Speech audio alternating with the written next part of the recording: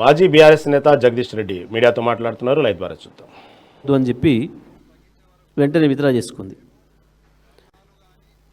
మరి కాంగ్రెస్ పార్టీ, రాహుల్ గాంధీ ఖర్గేల నాయకత్వంలో ఉన్న కాంగ్రెస్ పార్టీ ఉత్తరప్రదేశ్లోనేమో స్మార్ట్ మీటర్లు వద్దు తప్పు అని చెప్పి ఉద్యమం చేస్తూ, మరి తెలంగాణలో మేము అదే స్మార్ట్ మీటర్లను తెస్తాం, ఉత్తరప్రదేశ్లో పీకేసినాయి తెచ్చి ఈడ పెడతాము అని అంటే ఇది ఏమన్నట్టు? కాంగ్రెస్ పార్టీ జాతీయ పార్టీనా లేదా అది ఊరికొక తీరు పార్టీనా? విద్యుత్ పైన కాంగ్రెస్ పార్టీకి మొత్తానికి ఒక విధానం ఉండాలి కదా రాహుల్ గాంధీ గారికి. ఉత్తరప్రదేశ్లో ఏం మాట్లాడుతున్నాడో ఇక్కడ ఇండియాలో తెలంగాణలో కూడా అదే మాట్లాడాలి కదా.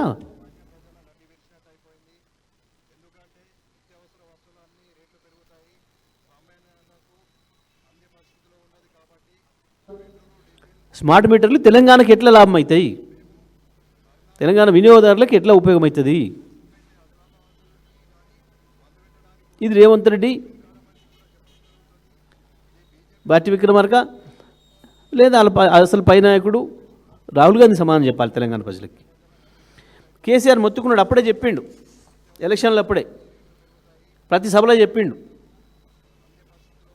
కాంగ్రెస్ని తెచ్చుకోకుండా మీ పని చీకట్లు అవుతాయి, మీ బతుకు చీకట్లు అవుతాయి, రైతులకు మీటర్లు పెడతాడు అని చెప్పి. మేము ఇవాళ తెలంగాణ రైతాంగాన్ని కావచ్చు, తెలంగాణలోని అన్ని వినియోగదారులు హైదరాబాద్తో సహా, ఇవాళ ఇక్కడ మనం కూర్చొని మాట్లాడుతున్న ఈ భవన్తో సహా, మీ మీడియా హౌజెస్తో సహా అన్నిటికీ కూడా స్మార్ట్ మీటర్లే వస్తాయి.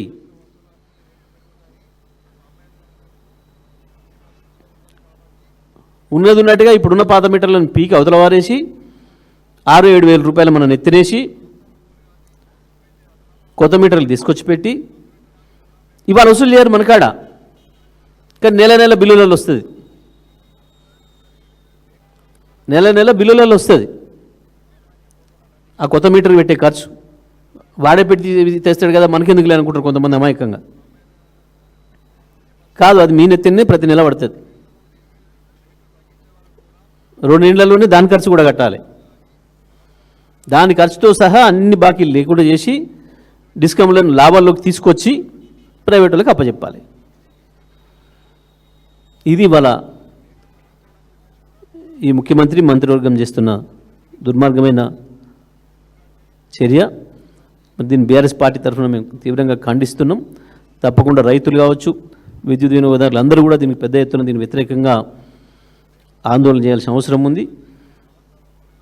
మనం బతుకులు చీకట్లు చేసే కాంగ్రెస్ పార్టీని తీసుకుపోయి బంగాళాఖాతంలో వేయాల్సిన అవసరం ఉంది. దీన్ని ప్రజలు సిద్ధపడాలని చెప్పి మేము విజ్ఞప్తి చేస్తూ ఉన్నాం.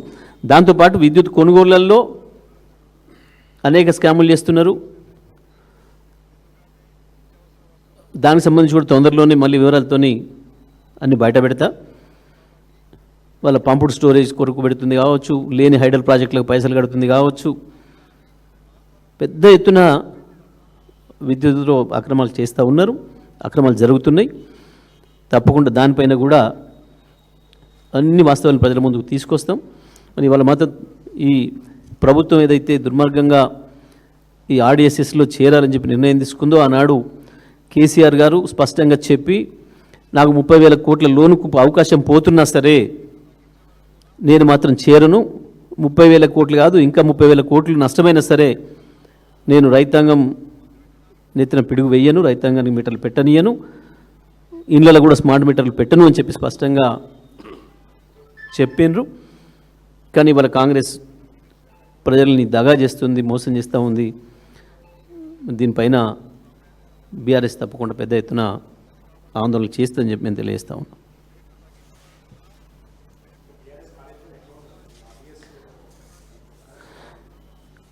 తప్పకుండా మేము ప్రజల్లో విస్తృతంగా తీసుకుపోతాం. దీన్ని ప్రజల చైతన్య స్థాయిని బట్టి ఉద్యమ రూపాన్ని కూడా నిర్ణయించుకుంటాం.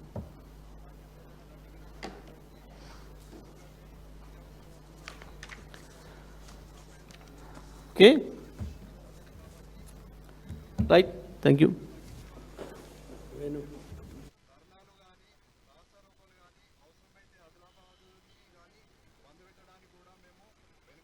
కూడా చెప్పడం